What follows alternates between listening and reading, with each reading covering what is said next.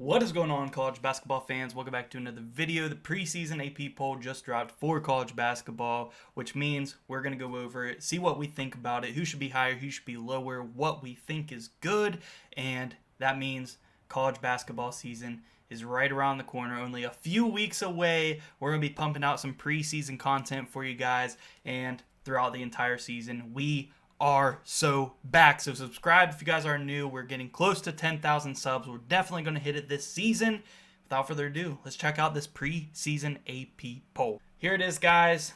Well, 1 through 7 at first. We're going to scroll down, go over it, what I think about the placement of every team on this top 25. The preseason AP poll doesn't really matter. Last year, the national champion was Florida, of course, and I believe they were number 22, I want to say, in the preseason last season. So they were barely even ranked last year. It doesn't mean a lot. There are certain AP polls that mean something, specifically the Week 6 one. As you know, we take that very seriously on this channel when we go to the championship formula. So that will be important, and that's not too far away. Cannot wait for it. Feast week, beginning of the season games. I cannot wait for college basketball season. We are so close, guys. But this preseason AP poll, honestly, looking at it right now, doesn't look too bad. Let's break it down. So Purdue number 1 and Houston number 2. I'm fine with that. I mean, in pretty much I think all my preseason rankings that I've done, I've had Houston number 1 and Purdue number 2. I think that they are the consensus, and even Florida number 3. I think those are the consensus top 3 teams of the preseason based on, we haven't seen any of them play yet, but based on returning players, talent that we know is on the team, coaches, based on last season. So it is the preseason. It's not going to be perfect, but I think that those are the right top 3 teams, and I honestly don't mind the order either. Purdue number 1, I'm completely fine with that. Houston 2, definitely fine with that. And Florida number 3, I would personally probably swap Purdue and Houston, but honestly, perfectly okay with this. I think Purdue has a ton of returning talent, maybe the best returning player in college basketball in Braden Smith, definitely the best point guard, and yeah, Purdue is going to be a force. And if there is a year that Purdue can win the national championship, it might have to be this year. They had a good chance 2 years ago with Zach Edey and a lot of the same players that they have on this team coming into this season. But Braden Smith, Fletcher Lawyer, I'm pretty sure Trey Kaufman ran as well. They're all going to be seniors. So this has to be the year.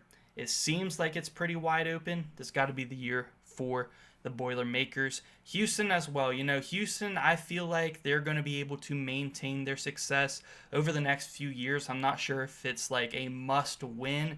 But Kelvin Sampson is such a fantastic head coach. I'd love to see him win a national championship before he retires, because I know his son is going to take over the Houston head coaching job as soon as he retires. So they already kind of have that set up. So how many more years is he going to coach? He's done such a great job there at Houston. I feel very confident that they're going to win the Big 12 once again this season, have one of the best defenses once again. They're returning a ton of players. The only big question mark about Houston is going to be they're going to lose a lot of scoring without LJ Cryer. Who is going to replace that? Is it going to be some of the freshmen they have coming in? Is it going to be Emmanuel Sharp, Milos Uzan, some of these returning guys that didn't have as big of a scoring role last year, but are they going to have it this year? I'm excited to find out. No doubt in my mind that they will figure it out, though. And then Florida.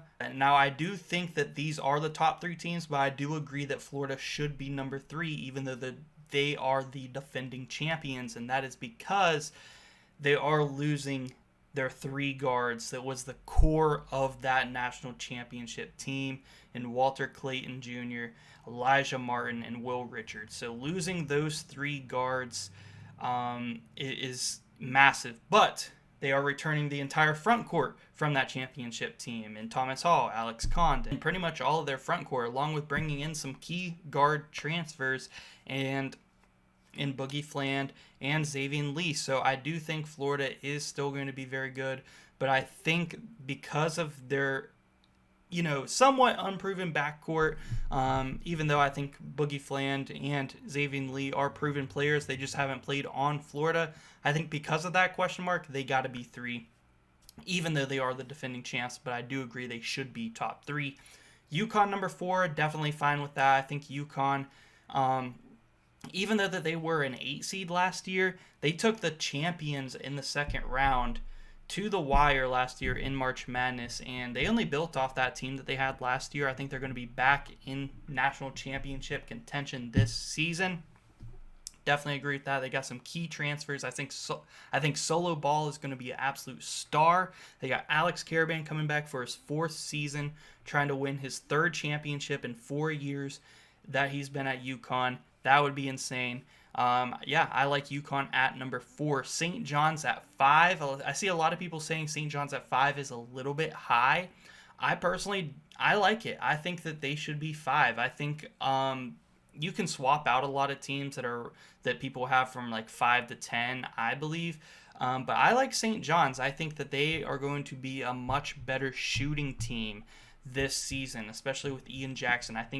I'm expecting him to take a big jump, along with them having a front court of Zuby Ejiofor and Bryce Hopkins. That is a top tier front court, and I think St. John's is going to be amazing. The only question mark for me is that defense going to be quite as good as it was last year? I think they're going to be a better shooting team, but maybe a worse defending team, because they're losing all of those lengthy guards that they had last season, in Kaderi Richmond and RJ Lewis. So they're losing that length in their backcourt, but I think they are going to gain shooting for sure. Duke 6, completely fine with that. Perfect placement on Duke. I just think John Shire has a good offense to where he's going to have success, and they bring in so much talent. They got the Boozer brothers coming in, Caleb Foster and Isaiah Evans coming back, who I think are going to play huge roles on this team. I just think Duke is 100% going to be a top 10 team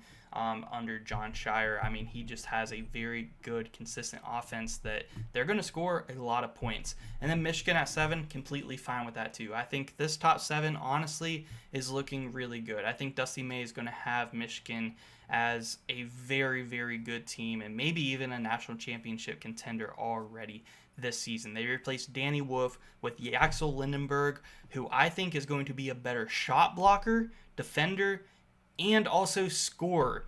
And he can pass as well, so that's kind of the only area where I think Yaxel isn't maybe as good as Danny Wolf, is the passing. And he's still a good passer, so I think he's going to be able to play that role for Dusty May with some better scoring. I think he's definitely going to average more points than Danny Wolf did last year for Michigan, and also better shot blocking and definitely better defense at the rim. So let's go ahead and go down to our next few teams, see what we got. BYU is one where I think is a little bit low, but I am very glad that they are in the top 10. I do agree, though. I see some people saying BYU is too low.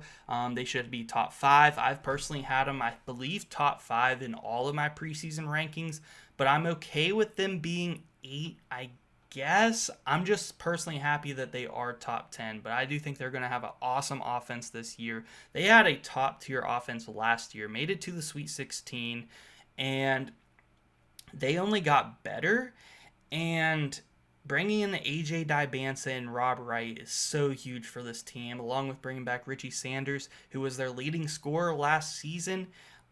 I think BYU is going to be so good, and I'd say if it wasn't for Houston being so good and so dominant the last few seasons, I would say BYU would probably be my favorites to win the Big 12 this year, but I think that they're a top 5 team. I'm happy they're here at 8. I don't think that they're like super low from where they should be. I feel like 8 is fine. As long as they were in the top 10, I feel fine with BYU where they are at. Kentucky at 9, I feel good about that. I think that is close to perfect placement. had them around 7 to 10, I believe, in most of my rankings. So that's pretty good placement there at number 9. They got a lot of transfers, some good transfers coming in. Jaden Quaidance, Jalen Lowe.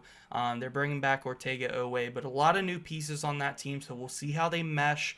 They definitely could go higher as the season moves on, so I think that's a good placement.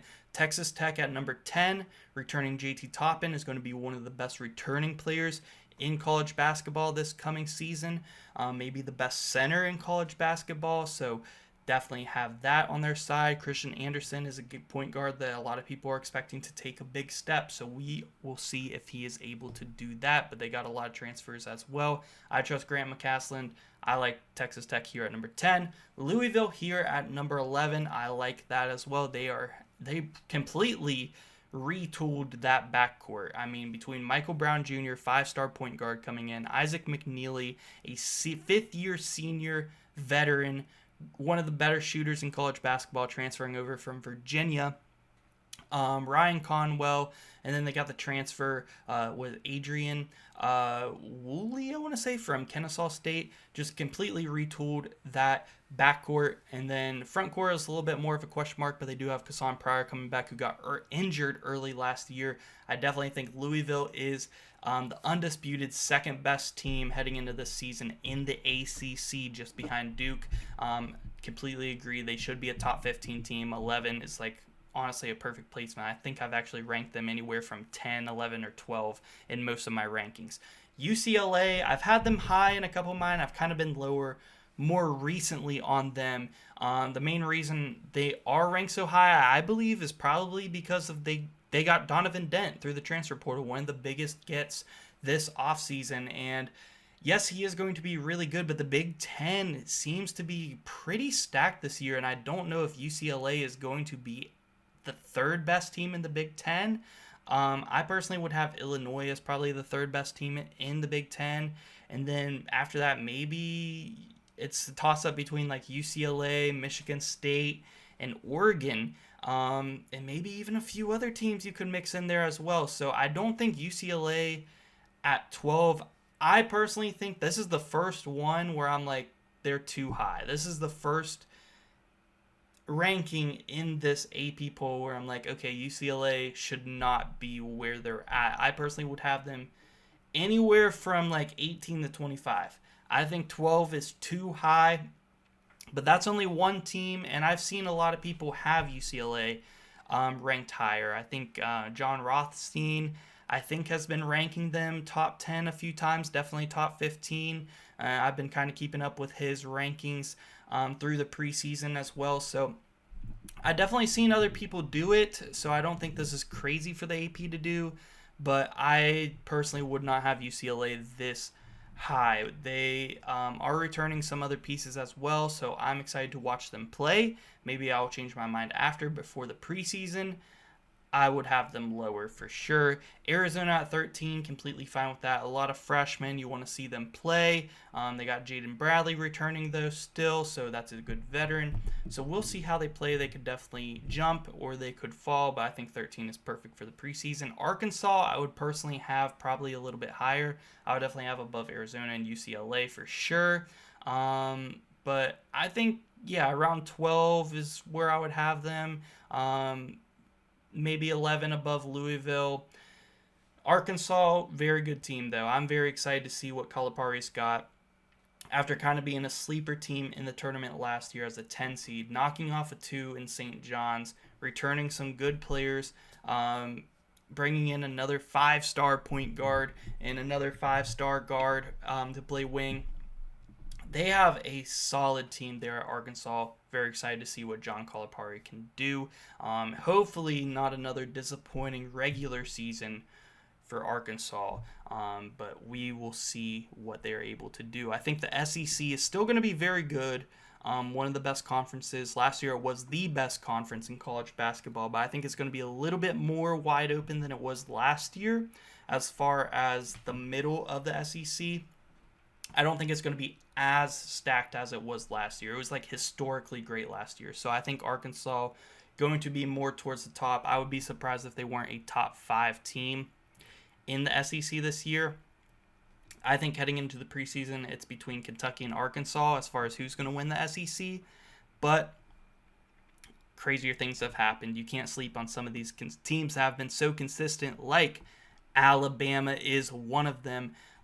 They're losing guys that have been key members of their team in an era of the transfer portal where you almost never have returning players like that. Mark Sears, who transferred over from Ohio, and Grant Nelson, who transferred over from North Dakota State, have been there. They got some gems from these mid-major teams, and they've stuck around for the rest of their career, and they have been key pieces to this Alabama team. They are no longer there. They have graduated. They brought in some new pieces, but they got some guys returning to. Aiden Holloway, it's your time to shine, buddy. They got some other guards too. They are still going to have that Nate Oates offense, scoring a ton of points, always going to have the potential to put up 90 or 100. I definitely think Alabama should be top 15. I wouldn't hate if they were a little bit higher. I would have them at least above UCLA.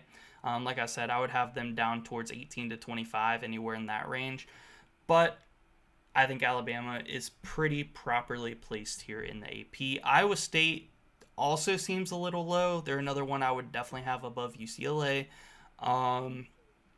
Maybe above Arkansas. Honestly, I could put them as high as above Louisville. See them as high as above Louisville. I think that they are going to be a really good regular season team. They're always going to have a good defense under Coach Otzelberger. They got a returning senior point guard in Taman Lipsey. They got other veterans on this team like Josh Jefferson and Mom Silovic, who I think are going to play huge roles on this team, but they are losing Curtis Jones and they are losing Keyshawn Gilbert. So I do see the question marks in there, but I still think Iowa State might be a top 10 team after a few weeks of college basketball this season. So I get why they're 16.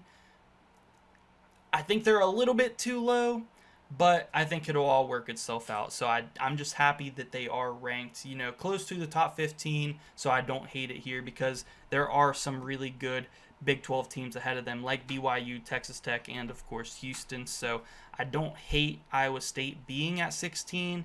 There's just so many good Big 12 teams towards the top of that league. So 16, it'll all work itself out. If they do deserve to be higher, they'll go up. Illinois is another one. I kind of feel similar to Iowa State. I don't think Illinois is as good as Michigan or Purdue in the Big Ten, but I definitely think they are the third best team in the Big Ten, and I definitely would have them above UCLA. As far as above teams like Alabama, Iowa State, Arkansas, Louisville, I don't know if I'd have Illinois above them. So honestly, I could only say I'd have Illinois up one spot, and they'd only be jumping UCLA, who would move all the way down. Tennessee, this is where I would start to put UCLA at, is this 18-ish range. Tennessee has some new faces coming in. No more Zakai Ziegler. And lost their star senior transfer in Chaz Lehner.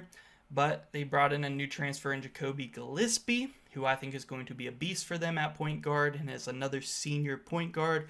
And they got some freshmen as well who I think are going to be really good for them. I think you can never count Tennessee out. Definitely need to be in the top 25. 18 feels about right for them. I honestly wouldn't mind them being a little bit higher just because they've been so consistent the past few years under Rick Barnes, and I expect nothing less from them this season. Honestly, even though a little bit of roster turnover, I still expect them to be very, very good. Kansas at 19. This is around where I had them in all of my rankings. A young team, homegrown built, not really much in the transfer portal this time. They were going after the big names like Hunter Dickinson, AJ Storr, the top guys in the transfer portal. But now it's all guys that they got from high school, it feels like. They got the number one, depending on where you look, it's either AJ Dabianso or Darren Peterson, but they got the number one or number two player in this high school class coming in. They got El Marco Jackson, who is hopefully finally going to stay healthy. Just a good young team, and I'm very excited to see what Kansas can do. They could surprise some people and move up higher than this for sure as well. Number 20, we got Auburn. I feel like this was definitely affected by the fact that Bruce Pearl retired. Yes, his son did take over the job, but he is a first-time head coach in college basketball. So I don't think it will affect like all too much, but I definitely do think it plays a part in why they are not higher, because I feel like they would be more around the Alabama, Iowa State range, around the 15, 16, but about 5 spots worth they moved because of Bruce Pearl's retirement. And honestly, it feels about right. 2025 is probably where they should be. I mean, Bruce Pearl is an amazing head coach. He's been to the Final Four with this Auburn team and built this program up to what it is today. So I think it is a big deal, and I think this is honestly a good call by the AP for them to be here at number 20. I don't think that they should be any higher. If you want to say maybe they should be above Kansas 1 spot, sure, I would give you that one, but that's really about it. That's as high as I could put them. Gonzaga at 21. Honestly, I don't really see the hype behind Gonzaga this year. Will they have a bounce back year? I mean, last year, they weren't the best. I mean, they had a really good front court, and they had Ryan Nembhard at the point guard position, who was an amazing playmaking point guard, one of the best passers in college basketball, and they lose him. They lose that point guard, and they still are going to have a great front court, but they're losing Ryan Nembhard. I personally would not have them in my preseason top 25, and I didn't in my last one. In fact, the only I mean, I know a lot of people don't really consider Gonzaga a mid-major, but they play in the West Coast Conference. So the only mid-major that I had in my top 25 was San Diego State, which I don't see in this top 25. I do see down here in the others receiving votes section. I would have San Diego State in over Gonzaga 100%. I would not have Gonzaga in this year's preseason top 25, but I understand they are a big brand in college basketball. Stick them in there in the preseason at about 21. That is what the AP likes to do. These big brands that have potential to be good, but they're not sure. Stick them in the 20 to 25 range, and we'll see how they do. They might move out of the top 25. They might move up. That's what the AP likes to do. Michigan State at 22. Feel great about that. Really, all these last ones. 23 Creighton, 24 Wisconsin, 25 North Carolina. I feel pretty okay with. I mean, Michigan State, they're going to be dependent on Jeremy Fears and Cohen Carr, who I think are hopefully both going to take the big steps that Michigan State need them to, and I trust Tom Izzo. I mean, I think last year he had a similar team with their young stars, not breaking out yet, and they overexceeded my expectations for them. This year, they have the potential for some of these players that I just mentioned to break out into stars as well. So I definitely like the potential here for Michigan State to move up as the weeks go on. But I'm definitely looking forward to seeing this team play. Creighton, I feel good about as the third best team in the Big East behind UConn and St. John's. Wisconsin, I do like as well. No more John Tonje, but they are returning some of their other guards, specifically John Blackwell, who I think is going to be a super underrated player in college basketball this year. North Carolina, I honestly would not have in my top 25. I do see NC State and the others receiving votes. I personally would have NC State and Virginia as far as ACC teams over North Carolina. I think NC State or Virginia is probably the third best team in the ACC. I'm just honestly not that high on North Carolina this year, but they could prove me wrong. Honestly, I hope they do. College basketball is better when North Carolina is good and competitive, so I want to see them good. I just don't have much faith in them, and if they are bad, could be Hubert Davis's last season as the head coach. So we'll see how that all works out, guys, but honestly, I would have NC State, Oregon, San Diego State, all in over probably Gonzaga, North Carolina, and Who else would I drop out? Definitely Gonzaga and North Carolina, and maybe, honestly, maybe Creighton or Wisconsin for Oregon. I would definitely have Oregon over both those teams. But honestly, this isn't a bad AP poll for the preseason. It is the preseason. We haven't seen any of these teams play, and you kind of go in expecting the worst from the AP poll. I mean, it's the AP poll. They are known for having bad rankings. And the teams that I would put in over some of these other teams are all the top teams receiving votes. NC State, Oregon, and San Diego State. Those are the 3 teams that I said that I would put in, and they're all the top 3 teams receiving votes, which means they are 26, 27, 28. So I can't actually hate on this AP poll that much. It's actually not that bad, and dare I say it's actually, in AP standards, pretty good for an AP poll. Let me know what you guys think. A lot of these rankings are very similar to mine. I like a lot of what I'm seeing. My biggest gripes with it is honestly just UCLA being a little bit too high. You know, it's a big brand in college basketball. UCLA is a college basketball blue blood. Gonzaga and North Carolina, I probably wouldn't have ranked, but that's just clear brand bias down there. So, and they might actually be better than I think they would be, and they're in the 20s. So I can't complain about it too much. I actually think it's a pretty good preseason ranking. Let me know what you guys think, guys. We're going to be coming out with a lot of preseason content, so make sure you guys subscribe. And, of course, when the season begins, we're going to have our weekly Power 35, Dannyology Power 35 rankings. We're going to have a weekly bracketology predictions video, getting the updated bracketology bracket and filling it out all the way to the championship, and all of our other content between championship formula, dissecting the Week 6 AP poll, the net rankings, the KenPom rankings, all that stuff that we do here on the channel. It is all about to begin, so make sure you guys are getting locked in. Yeah, guys, thank you so much for watching.